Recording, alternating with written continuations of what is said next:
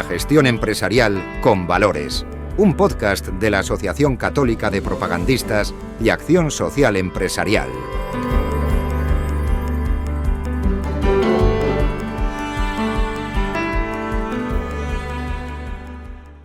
Bienvenidos a este segundo capítulo del podcast La gestión empresarial con valores, un podcast promovido por ASE, Acción Social Empresarial, que aglutina a emprendedores, directores y empresas católicas con valores católicos, y vamos a hablar de cómo se lleva esto al día a día.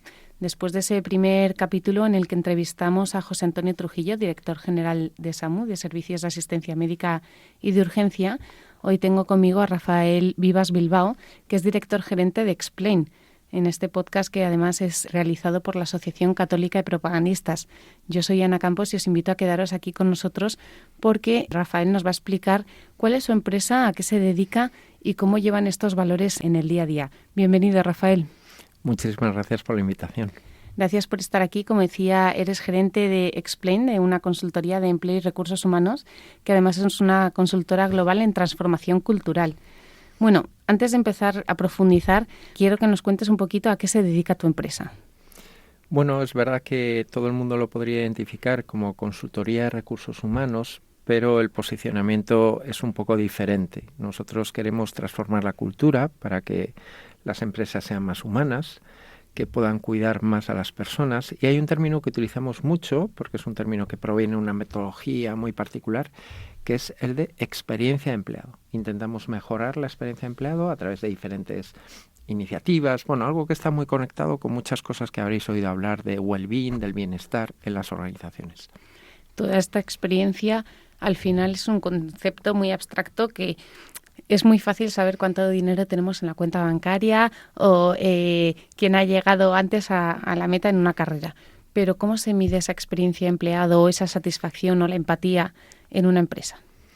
Pues mira, normalmente hay dos indicadores que hacen que nos contraten a nosotros. El primero de ellos es la tasa de rotación. Si una organización tiene una tasa de rotación elevada, date cuenta que las empresas tecnológicas están en una media aproximada de un 25%, es decir, un 25% de las personas de las empresas tecnológicas se van cada año. Este es un indicador que hace que muchas veces dirijan su mirada hacia nosotros. Y el otro indicador es el NPS. Este es un indicador que viene de Customer Experience, de lo que es el Net Promoter Score, cómo los clientes recomiendan servicios o productos, y que dentro del ámbito del empleado se le añade una pequeña E, que es Employee Net Promoter Score, cómo los empleados de una organización recomiendan a sus familiares y amigos trabajar en esa empresa. Cuando el NPS es muy bajo, va de valores de menos 100 a más 100, cuando el ENPS, es decir, la recomendación de los empleados, es muy bajo, también miran hacia nosotros diciendo qué está pasando, porque las personas no están recomendando trabajar aquí. ¿Y qué os lleva a vosotros crear esta empresa? O sea, ¿cómo nace? Es una historia muy larga. Es una historia que tiene que ver con el propósito de los dos socios fundadores. Es una historia que tiene que ver con también el propósito de quien lidera el proyecto de Estados Unidos, que escribe hace un tiempo un libro que se llama Impact with Love, que empieza a introducir el término amor en las organizaciones, que esto puede dar un poco de grima porque dicen, pero a ver, este término ¿qué pinta aquí, no? En donde forma parte también de la evolución de algo que estamos viendo, que nos parece que, tal vez hayamos llegado pronto, pero que va a tener cierta importancia en el futuro, y es cómo el cuidado de las personas hace que unas empresas sean muy diferenciales de otras, y que por tanto en esta batalla del talento que estamos viendo, porque existen muchísimas circunstancias que justifican luchar por el talento a las grandes organizaciones, este término de experiencia empleado, transformación cultural o incluso Impact with Love tenga presencia en las organizaciones. ¿Cuál es el mayor desafío que os habéis encontrado hasta el momento? Pues mira, yo te diría, hay pequeños desafíos para que entendáis también mejor qué es lo que hacemos en el día a día. Pues, por ejemplo, diseñamos un proceso de onboarding para una compañía como Amadeus, ¿no? Uh-huh. Cómo es la experiencia de los primeros meses en una compañía de 14.000 empleados, ¿no? Es el tipo de proyectos que tangibilizan lo que hacemos. Pero si me preguntas por el mayor desafío, sin poder mencionar tampoco nombres de compañías que nos lo han encargado, yo diría que es transformar culturas del control por culturas de confianza, en donde hay empresas que piensan que hay que vigilar a los empleados y además diseñan un montón de procesos alrededor de esto, y hay empresas que lo que piensan es que hay que confiar en los empleados y lo que hacen es diseñar un montón de metodologías como para que la confianza florezca la autonomía y por tanto el compromiso crezca. ¿Y cómo conseguís compaginar hoy en día que las leyes están como intentando controlar todo al milímetro, pues eso, con hojas de fichar o con aplicaciones, o que te pueden mirar hasta qué aplicaciones ha utilizado cada empleado en cada momento? ¿Cómo se puede compaginar esto? Bueno, pues la legislación nos pone muchas zancadillas. Para nosotros es una amenaza esta hiperregularización, pero también tengo que decir que hay muchas organizaciones muy maduras que intentan convivir pacíficamente con este control regulatorio, pues por ejemplo con metodologías Agile que permiten gestionar por tareas y no por horarios, aunque existe un software en donde tengas que apretar un botón cuando entras y cuando sales, pero dejando claros los mensajes desde la propia organización que lo importante no es el fichaje, sino las tareas. Y en estas tareas y en este desempeño del empleado que dices, en la web decís también que nadie se va por dinero. ¿Por qué se suelen ir los empleados de una organización? Normalmente entran por el dinero, pero se van por los managers. Son los malos jefes o las malas jefas, que también las habrá, quienes expulsan el talento. El 70% del compromiso de una organización lo marca tu manager. Y esto no es algo que diga yo, lo dice Gallup, que es el instituto que a nivel global más ha estudiado la motivación en el lugar de trabajo y que obedece a una realidad que creo que nos resulta a todos muy familiar. Y es que no nos comprometemos con marcas, nos comprometemos con personas. Cuando tú estás trabajando con una persona que no tiene un comportamiento ejemplar, normalmente te desenganchas de ese proyecto y empiezas a mirar a otro lado. Me gusta porque hablas de motivación. ¿Qué nos recomiendas para los empleados que están desmotivados o la gente que quiere ser más productiva? ¿Qué tareas o qué funciones o cómo conseguís que esto lo lleven a cabo? Bueno, yo creo que esto no es algo que diga yo, creo que forma parte de la realidad, especialmente de las nuevas generaciones, y es no desconectarte con tu propósito. Buscar y por tanto habrá que cambiar. Por eso defiendo tanto el autoempleo, porque hay ocasiones donde no encuentras ese lugar que obedece a tu propósito vital y tendrás que inventarte tu propia profesión. Soy un defensor a ultranza del emprendimiento. Creo que las personas que tienen talento y son brillantes acaban consiguiendo encontrar ese pequeño hueco que fabrican ellos mismos y bueno, mientras tanto, como el emprender no es para todos, pues no cejar en esa búsqueda de encontrar líderes inspiradores o bien organizaciones con las que compartáis valores que te apelen a lo más profundo de tu interior, ¿no? Uh-huh. Tenéis una viñeta en la página web muy divertida que dice: he decidido irme a otra empresa con mejores condiciones. Y dice: ¿qué te ofrece? Dice: ganas de vivir los domingos por la tarde. Esto me imagino que para vosotros es una gran oportunidad, ¿no? Porque al final, ¿cómo plasmáis esa motivación, esas ganas de vivir? O sea, una empresa os contrata y dice: mira, tengo al 90% de la plantilla desmotivados. ¿Por dónde empezáis? Normalmente por la escucha. Esto, que parece muy lógico, es algo que muchas organizaciones todavía no han incorporado, y es capturar la voz del empleado. Lo primero que hay que hacer, igual que un médico cuando tiene que enfrentarse a un nuevo paciente, es hacerle unas pruebas, un diagnóstico. Para nosotros el diagnóstico pasa por técnicas de exploración tanto cuantitativo como cualitativo. No solo vale con encuestas, hay que hacer entrevistas en profundidad, focus group. Y en cuanto tú tienes ya un diagnóstico, sabes que la frustración proviene fundamentalmente de 4 cosas, pues elaborar un plan que normalmente pasa por reeducar a los managers. Normalmente, no siempre, pero normalmente pasa por reeducar a los managers y por incorporar esa condición no solo de jefes, sino de mentores y, bueno, pues implementar un plan. ¿Son muy diferentes las razones de desmotivación de los empleados o al final os encontráis un parámetro? Bueno, esto también está bastante estudiado. Hay unos motivos que se encuentran más fácilmente y luego también culturalmente, dependiendo de las geografías, también hay algunos patrones diferentes por países. Yo diría que hay una línea roja, quizás lo que, por supuesto, teniendo en cuenta que los managers es ese elemento crucial, hay un elemento que te expulsa inmediatamente, que son las culturas tóxicas. Culturas tóxicas pues pueden ser, por ejemplo, faltas de respeto, ¿no? o cuestiones relacionadas con la diversidad, ¿no? Que determinados colectivos se sienten desplazados. Bueno, todo lo que son culturas tóxicas expulsan el talento de una manera inmediata, por supuesto los managers, y luego hay unas cuestiones relacionadas con la generación.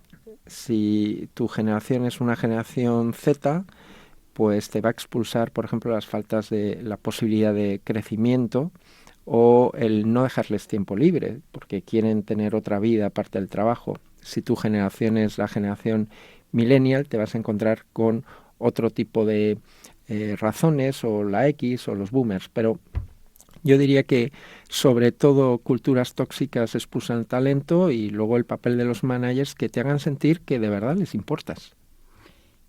¿Y cómo se hace esa transformación en los managers para que un manager con el que los empleados no están contentos de repente cambie y consiga que no solo estén contentos sino motivados? Pues a través de la empatía. A un manager no le podemos convencer a través de lógicas de persuasión, sino a través de lógicas de compasión. Y bueno, pues igual que ocurre con nuestros hijos o con nuestros amigos, uno no puede intentar persuadir sin antes haber escuchado. Yo creo que la escucha de los managers, que tienen muchísimos problemas y son un rol sándwich entre los de arriba y los de abajo, yo creo que ayuda a diseñar esas medidas de cambio. Al final, cambiar el mindset, cambiar una mentalidad es muy difícil, pero si tú tienes muy claro por qué están haciendo lo que hacen, por qué es su resistencia al cambio, cuáles son las barreras, tú podrás encontrar lo que llamamos nosotros los insights, las motivaciones profundas sobre las que poder actuar.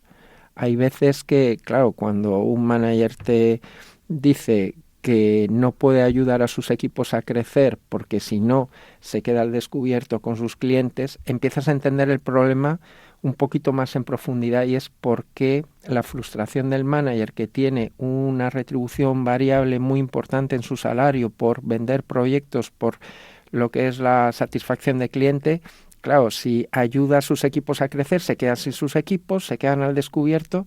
Es más complejo que simplemente decir, oye, tienes que ayudar a tus equipos a que crezcan y a que puedan volar solos. Sí, ya, pero yo luego cómo atiendo a las necesidades del cliente. Yo creo que, bueno, esto es solo un ejemplo, ¿no? Pero hay que mirarlo desde una perspectiva global, atender muy bien a sus circunstancias y a partir de ahí, con lógicas de compasión, acompañarles. Me parece una tarea muy complicada, ¿eh? Sí lo es, pero bueno, llevamos muchos años haciéndolo. Date cuenta, Explain, nuestra compañía lleva 30 años en el mercado, no es algo que lo hayamos inventado ahora, tiene bases muy sólidas. Por otro lado, no somos los únicos que lo hacemos, porque si fuéramos los únicos, la gente pensaría que estos son unos locos idealistas hippies que han venido aquí pensando que todo es de color de rosa, ¿no? No, ya hay muchas empresas y grandes compañías que operan con esta lógica y tienen resultados. Como decíamos al principio de este podcast, es un podcast promovido por ASE, Acción Social Empresarial, de la cual formáis parte. Me gustaría saber cuáles son los valores de la empresa y cuál es su impacto en la comunidad. Es decir, cómo tiene la cabida estos valores en vuestro día a día. Bueno, la verdad es que nosotros tenemos muy poco mérito, porque claro, en el momento en el que conocimos ASE nos dimos cuenta que había una identidad absoluta entre lo que ASE defiende y lo que son nuestros propios valores, ¿no? Si nuestro propósito se formula como un deseo de humanizar las organizaciones, digamos que conecta con el humanismo cristiano, ¿no? Nosotros no solemos ponerle esa etiqueta porque pensamos que es conveniente que podamos integrar a muchas personas que se asustarían con la etiqueta de que Explain hace humanismo cristiano, pero en el fondo nosotros sabemos que estamos haciendo humanismo cristiano. Eso conecta con la doctrina social de la Iglesia, conecta con nuestro propósito personal, porque quienes estamos detrás de Explain somos 2 personas, mi socia Nati Rodríguez, que además lidera el foro de ASE en Las Rozas, y yo que lidero el foro de ASE en mi parroquia de San Germán. Con lo cual estamos muy alineados, pero ha sido un milagro. Si es que en realidad cuando conocimos ASE dijimos, bueno, pues es que no hay nada que nos distancie, sino al contrario, ¿no? Es esa coincidencia por la actividad a la que nos dedicamos. Hablas de proyectos que permitan humanizar a las personas y a las organizaciones. ¿Alguna experiencia o alguna lección aprendida en estos 30 años de Explain, o situaciones o estrategias humanísticas que podrían motivar a otros o ayudar a otras empresas o empleados a implantarlas?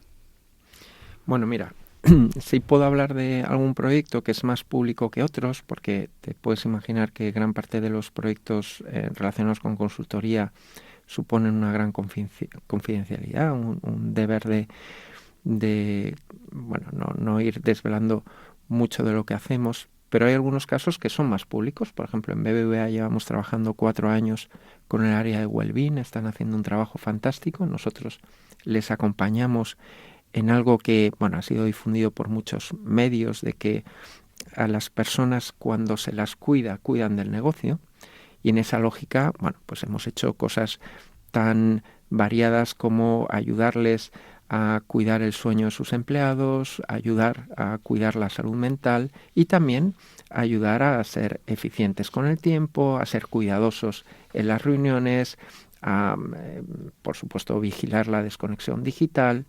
Todo esto entiendo que es una manera de tangibilizar ese cuidado, que al final es humanizar las organizaciones. Gracias a eso hay muchas personas que viven mejor y nosotros, en el fondo, lo que vemos es que hay un humanismo cristiano detrás.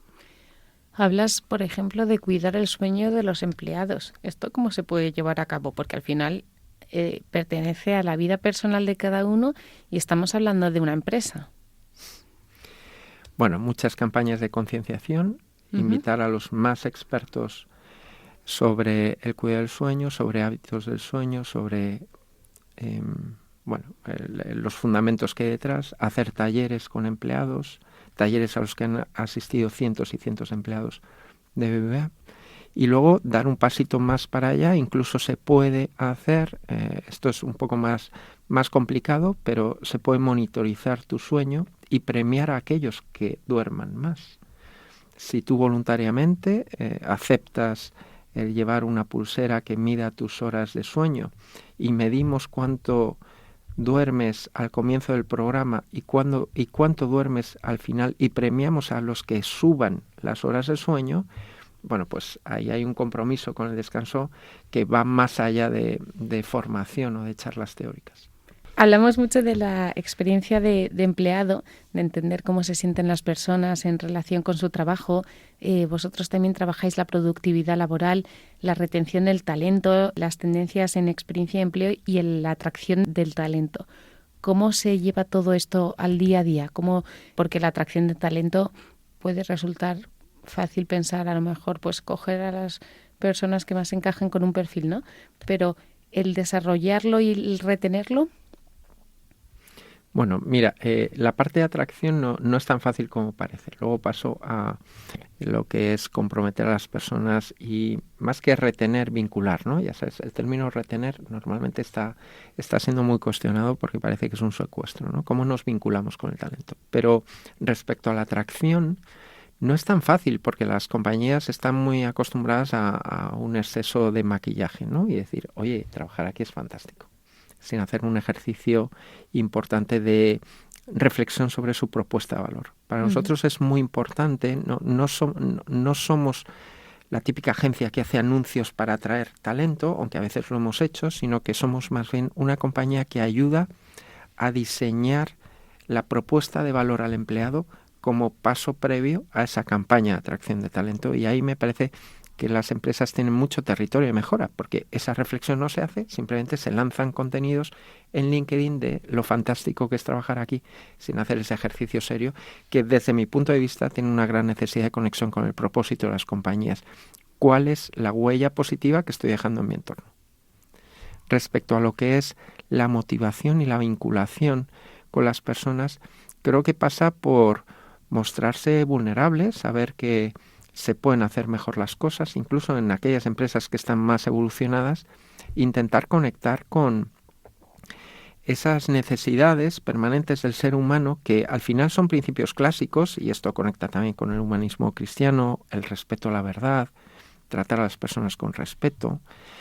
Y en ese, por no hablar, hay un sinfín de manifestaciones de virtudes cristianas que conectan con el ser humano en las organizaciones, ¿no? Todo esto, cuando se cultiva, hace que las personas se sientan más ellas mismas y que vean conductas ejemplares a su alrededor y quieran permanecer ahí. Me parece una labor digna de admirar, porque es muy complicado cambiar la mentalidad y hacer procesos de transformación dentro de las empresas, porque al final, aunque se pongan incentivos, aunque se pongan incluso premios económicos en función del desarrollo, muchas veces el problema atañe a problemas personales de los empleados.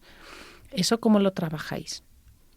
Bueno, para mí lo más importante es la ejemplaridad de los líderes, y sobre todo los que están muy arriba. Cuando hablamos de cultura, porque al final toda esta conversación termina en la palabra cultura. Cultura es el modo en el que en cada organización se hacen las cosas, del mismo modo que en una familia. Hay familias donde se sientan a cenar todas las noches todos juntos, hay otras familias donde no, se cena viendo la televisión, o hay familias donde se veranea en el campo, otras en la playa, otros hacen viajes al extranjero. Toda esa cultura familiar que ocurre, que es la manera en la que en esta familia entendemos la vida, eso ocurre también en las organizaciones. Y eso, que es la cultura de la organización, que es aquello que, esa frase tan famosa de que la cultura se come a la estrategia en el desayuno, porque tú puedes tener planes estratégicos muy ambiciosos, pero la cultura puede con todo. La cultura es la que hace que cosas ocurran y cosas no. Pues la cultura es algo que depende de las creencias de los de arriba. Si tú consideras, siendo un líder en una organización, el CEO o el presidente, consideras que la gente es perezosa y que si no les vigilo no van a trabajar, todo eso condiciona la cultura de la organización. Del mismo modo que si tú, cuando contraes matrimonio, piensas que la otra persona te va a engañar. Esas creencias modifican la realidad. La persona que considera que su cónyuge le va a engañar terminará consiguiendo que su cónyuge le engañe, porque su creencia hace la vida matrimonial tan insoportable que finalmente se fijará en otra persona y le engañará. Las creencias modifican la realidad. Si tú crees que los jóvenes no se comprometen, los jóvenes no se van a comprometer. Si tú crees que los empleados son perezosos, los empleados van a ser perezosos y te van a hacer trampas. Con lo cual, para mí, lo más determinante son las creencias de los de arriba. Y ahí hay muchísimo trabajo por hacer, porque luego hay muchas cosas que es mejor no hablar. Quiero decir que solo va a depender de tu ejemplo. Si los de arriba son consecuentes con unas creencias de confianza, de respeto, todo lo demás va a ser imitado por contagio hacia abajo, ¿no? Para mí lo más importante es el reflexionar sobre las creencias de los de arriba. Y una vez que habéis hecho ese trabajo de reflexión y de trabajo sobre las creencias de los de arriba, y ya se ha visto un poco la cascada y el efecto sobre los de abajo, pero cambia la cabeza de arriba, ¿cómo lo gestionáis? Bueno, es que para eso es tan importante toda esa cuestión central de las organizaciones, que son el propósito y los valores. Si esto se ha trabajado bien, incluso cuando cambia la cabeza, si tú atraes para esa cabeza personas que vivan los mismos valores, no va a haber un riesgo de que tus cimientos se torpeden, porque solo entran aquellos que comparten valores. Yo soy un defensor a ultranza de que el elemento más determinante de la entrada de profesionales en una organización tienen que ser los valores compartidos, más allá de género, raza, procedencia, etc. Estoy totalmente de acuerdo en esta premisa, pero es verdad que habías puesto el ejemplo de una familia, y yo imaginándome una familia, pues muchas veces se quiere hacer una cosa, pero por la inercia, por la historia familiar o por la cultura que comentabas, se hace de otra manera. Esos cambios cuesta muchísimo implementarlos. ¿Cómo se llevan a cabo luego para que sí que sean, pues, el empleado que por lo que sea es perezoso, pero quiere mejorar, quiere ser más productivo, quiere estar más motivado, o la madre de familia o el padre de familia que no quiere gritar al niño? O ¿cómo conseguís ese cambio? Porque lo veo realmente una labor muy complicada a nivel psicológico y personal. Bueno, las culturas de las organizaciones evolucionan del mismo modo que evolucionan las familias. Bueno, imagínate que una familia en los años 80 del siglo pasado exigía a sus hijos para cenar ir con zapatos y no con zapatillas, ¿no? Uh-huh. Bueno, pues probablemente eso sea insostenible, ¿no? Luego las nuevas generaciones dirán, papá, yo en casa estoy más cómodo en zapatillas, y no en zapatillas, ¿no? Bien, bueno, cada familia desde luego tiene sus propias reglas. Esto mismo sucede en las culturas de las organizaciones. Y es que hay que ir amoldando esos principios básicos, esos valores, a cada etapa histórica que vivimos, ¿no? Y a mí me parece que es un ejercicio que nos mantiene abiertos, con ojos abiertos, quiero decir, el hecho de estar muy atento a qué parte cultural mía, que no es esencial, puedo adaptar a los tiempos actuales, ¿no? Y hay un gran desafío porque creo que todo el mundo tiene en cuenta que las organizaciones empresariales estamos aquí para ganar dinero, generar beneficios, crear empleo y poder crecer, ¿no? Y en ese, objetivo tan evidente que todos tenemos por delante, el hecho de adaptarnos a los tiempos que estamos viviendo nos van a permitir atraer el talento que necesitamos. Pero repito, lo que me parece que es más seductor es el no deshacernos de unos principios clásicos permanentes como es respeto a la verdad, bondad, justicia, es decir, lo que hemos aprendido en la escuela, humanismo cristiano, pero adaptado a una organización. En tu Instagram pones de derrota en derrota hasta la victoria final. Tengo 2 preguntas. La primera, ¿la victoria final ya ha llegado? Y la segunda, ¿cuál es la derrota de la que más has aprendido en tu carrera profesional? Bueno, voy a empezar por esta última, que es la más fácil. La vida de un empresario es la de sufrir continuos contratiempos, ¿no? Uh-huh. Hay un aprendizaje para mí básico, que es el mercado se tarda mucho tiempo en entender. Cuando uno quiere poner una tienda, un restaurante o quiere crear una fábrica, tiene muchas asunciones que el mercado desmiente y, por tanto, es un trabajo a largo plazo. Con lo cual, mi mayor aprendizaje es no hagas asunciones y además no te enroques en posiciones que vayan en contra de lo que te está diciendo el mercado, ¿no? Yo que hice la mili, recuerdo que en infantería nos decían, la infantería nunca da marcha atrás, da media vuelta y avanza. Esto es un principio básico de un empresario, y es que, pues si el mercado no está respondiendo por esa dirección que tú estabas tomando, tienes que seguir avanzando, pero en otra dirección, ¿no? Ese es para mí el mayor aprendizaje. Respecto a la victoria final, claro, yo es que creo que hasta el final nunca hay victoria, porque en todo, ¿no? En el matrimonio, en lo que es la crianza de los hijos, en lo que es, por supuesto, una actividad profesional, a mí me parece que cuando puedes dar el check de objetivo cumplido es muy al final. Por eso creo que los matrimonios deberían de celebrarse más al final que al principio. Por eso creo que los te quiero son validados cuando llegas al final, ¿no? Pues Rafael Vivas Bilbao, director gerente de Explain, ha sido un placer tenerte aquí con nosotros y conocer vuestra empresa y desempeño y poder profundizar en cómo gestionáis el día a día de la empresa con valores. Antes de que te vayas, quería recomendar vuestro podcast, No te líes con tu ex, el podcast en español líder en experiencia de empleado.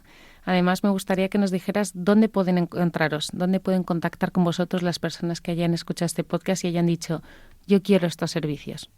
Bueno, soy súper activo en LinkedIn, con mi perfil Rafael Vivas, todo el mundo me localiza, me escribe. Soy muy pesado publicando contenidos.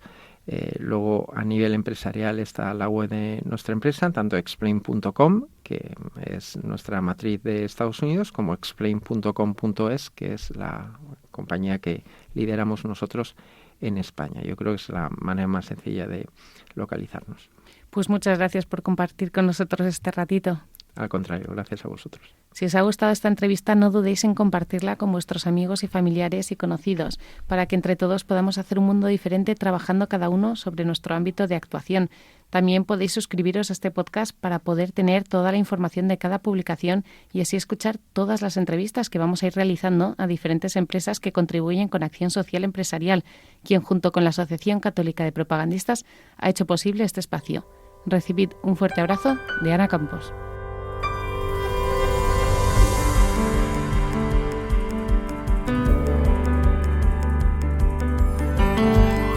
La gestión empresarial con valores. Un podcast de la Asociación Católica de Propagandistas y Acción Social Empresarial.